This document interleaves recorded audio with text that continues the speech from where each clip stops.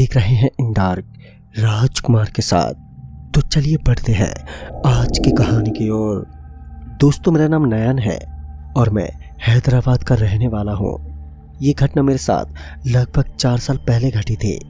ये घटना हमारे साथ उस वक्त घटी थी जब मैं और मेरी फियोंसी हम दोनों मेरी बुआ के बेटे की शादी से घर लौट रहे थे। मेरी फियोंसी दिशा, जो कि मेरी वाइफ बनने वाली थी।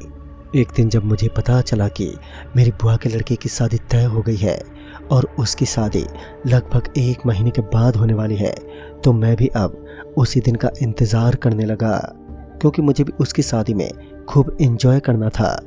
फिर वो दिन भी आया जब दीपक की शादी होने वाली थी। मैं भी उसकी शादी में जाने के लिए पूरी तरह से तैयार था। दीपक, जो कि मेरी बुआ का लड़का था, मेरे मम्मी और पापा वो तो पहले ही घर से शादी में जाने के लिए निकल चुके थे। 2 दिन बाद हम भी उसकी शादी अटेंड करने गए। फिर वहाँ पर मैंने काफ़ी मौज मस्ती की, काफ़ी धूमधाम से उनकी शादी को हमने एंजॉय किया। अब वक्त हो चला था घर लौटने का। मैं और मेरी दोस्त दिशा, हम दोनों ही वापस घर के लिए रवाना हो गए। जब हम मेरी बुआ के यहाँ से निकले तो लगभग रात के 1 बज रहे थे। उसके बाद हम दोनों आपस में बातें करते हुए सफ़र कर रहे थे। उसके बाद हम एक ऐसे रास्ते पर पहुंचे जहां पर मैंने गाड़ी की स्पीड को थोड़ा ज़्यादा कर दिया, क्योंकि मैंने उस रोड के बारे में काफ़ी सारी भयानक कहानियां सुनी थी। जैसे कि उस रोड पर बुरी शक्तियां घूमती हैं और अपने शिकार पर नज़र डालती हैं। मैं नहीं चाहता था कि ऐसी घटनाएं कहीं हमारे साथ भी घट जाए, इसलिए मैं तेज़ गाड़ी भगा रहा था। तभी मुझे दिशा ने कहा, गाड़ी को इतनी तेज़ क्यों भगा रहे हो? तो इस पर मैंने कहा कि यह रास्ता बिल्कुल भी ठीक नहीं है। यहाँ पर जो दिखता है वह होता नहीं है। यहाँ का ये रास्ता लगभग आगे 5 किलोमीटर तक हॉन्टेड माना जाता है। ये सुनकर दिशा हंसते हुए बोली, तुम्हारा दिमाग खराब है क्या? तुम इस मॉडर्न दुनिया में होकर भी इन भूत प्रेत में विश्वास करते हो? तो इस पर मैंने कहा कि मैंने मम्मी और पापा से इस रास्ते के बारे में काफ़ी खतरनाक कहानी सुनी है। फिर हम बातें करते हुए उस रास्ते को पार ही कर रहे थे कि तभी दिशा बोलने लगी कि मैं तो इन भूत प्रेत चुड़ैल पर विश्वास नहीं करती हूँ। इस पर मैंने उसे जवाब दिया कि हमें इस हाईवे पर भूत प्रेत की बातें नहीं करनी चाहिए, क्योंकि मैंने सुना है कि इस हाईवे पर रात में शैतानी शक्तियाँ मंडराती हैं। पर मैं जितना दिशा को समझा रहा था वह उतना ही उल्टा मेरा मजाक उड़ा रही थी। लेकिन जल्दी उसका भी सामना उन्हीं छलावों जैसी भयानक शक्तियों से होने ही वाला था।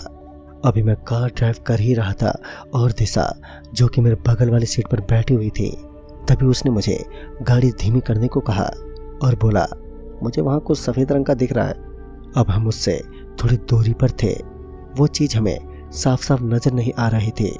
उसके बाद जब हमारी गाड़ी उसके और करीब गई तो हमने देखा कि सफ़ेद साड़ी पहने एक औरत खड़ी थी। मैंने दिशा को मना किया था कि कुछ भी हो जाए, लेकिन मुझे कहीं भी गाड़ी नहीं रोकनी है। उसके बाद वह औरत सड़क के किनारे पर अपना हाथ दिखाते हुए हमसे मदद की प्रार्थना कर रही थी। मैं समझ चुका था कि इतनी रात गए अकेली बुढ़िया आकर यहाँ पर कैसे हो सकती है। मैंने उसके पास गाड़ी रोकने से साफ मना कर दिया, लेकिन दिशा तो मानने को तैयार ही नहीं थी। तभी उसने कहा, तुम गाड़ी रोक लो। तो इस पर मैंने दिशा को कहा कि इस हाईवे पर जो भी दिखाई देता है वह होता नहीं है, और जो होता है वह हमें दिखाई नहीं देता। यह सब छलावों का कारनामा होता है। लेकिन दिशा कहाँ मानने को तैयार थी। वो बोली, ये बूढ़ी औरत इतनी रात को कहाँ जाएगी बेचारी, हमें इसकी मदद करनी चाहिए। उसके बाद मुझे ना चाहते हुए भी गाड़ी रोकनी ही पड़ी। फिर मैं ना चाहते हुए भी उस बूढ़ी औरत के पास ले जाकर गाड़ी रोक दी। गाड़ी रोकते ही दिशा ने जल्दी से गाड़ी का दरवाज़ा खोलते हुए बाहर निकली। फिर दिशा ने एक नज़र इधर उधर दौड़ाई तो उसने देखा कि अब वह बूढ़ी औरत तो वहाँ पर मौजूद ही नहीं है। वह बूढ़ी औरत अब वहाँ से एकदम से ही गायब हो चुकी थी। उसके बाद वही हुआ जिसका मुझे डर था। मुझे पहले से ही शक लग रहा था कि वह बूढ़ी औरत कोई इंसान नहीं है, बल्कि एक छलावा है। उसके बाद मैंने दिशा को जल्दी से गाड़ी में बैठने का इशारा किया। दिशा भी जल्दी से गाड़ी में बैठ गई, लेकिन अब हमारी गाड़ी हमें धोखा देने को तैयार हो चुकी थी। मैंने जितनी कोशिश की वो सारी बेकार हो गई, क्योंकि अब मेरी गाड़ी स्टार्ट होने का नाम ही नहीं ले रही थी। मैं दिशा को गुस्सा करते हुए बोला, आज हम दोनों सिर्फ तुम्हारी जिद की वजह से इस संकट में पड़े हैं। अब देख लो, तुम्हारी जिद की वजह से ही हम दोनों की जान खतरे में पड़ चुकी है। अब कहीं ना दिशा को भी ये समझ आ चुका था कि ये सब जो हो रहा है उन सब का भूत प्रेत से कुछ तो संबंध है। उसके बाद मैंने दिशा को कहा कि अब जो हो गया सो हो गया, लेकिन अब हमें यहाँ से किसी भी तरह बचकर निकलना होगा। या तो हमें कार को स्टार्ट करना होगा या फिर हमें यहाँ से पैदल ही भागना होगा।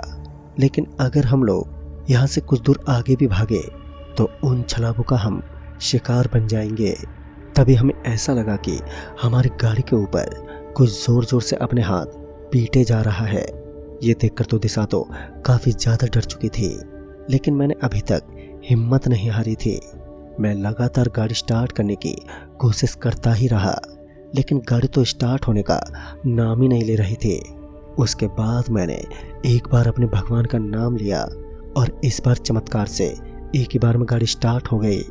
यह देखकर मैं तो हैरान हो गया, लेकिन तभी पता नहीं कैसे मगर एक पत्थर सीधा आकर मेरी गाड़ी के शीशे पर लगा, जिससे कांच का एक टुकड़ा सीधा आकर मेरे हाथ के ऊपर लग गया, जिससे मेरे हाथ में खून बहने लगा। उसके बाद मैंने वहां से गाड़ी भगाने की कोशिश की। थोड़ी दूर तो गाड़ी चली, लेकिन गाड़ी एक बार फिर एकदम से बंद पड़ चुकी थी। उस वक्त रात के लगभग 2 बज रहे थे। कहीं भी किसी साधन के आने जाने का नामो निशान नहीं था। तभी मेरी नज़र पास ही के एक खेत में पड़ी। वहाँ पर कुछ जगहों पर रोशनी बिखरी हुई थी। तभी मेरी उम्मीद की एक किरण जगी। मैंने दिशा से कहा कि हमें किसी भी प्रकार से उस खेत में पहुँचना होगा, लेकिन हमारे लिए वो एक चुनौती थी। उस खेत के चारों तरफ तार ही तार बंधे हुए थे। हम दोनों को किसी भी प्रकार से उस खेत में दाखिल होने के लिए उन तारों को पार करना था। तभी उस हाईवे पर मैंने देखा कि दिशा रोड के बीचों बीच खड़ी हुई है।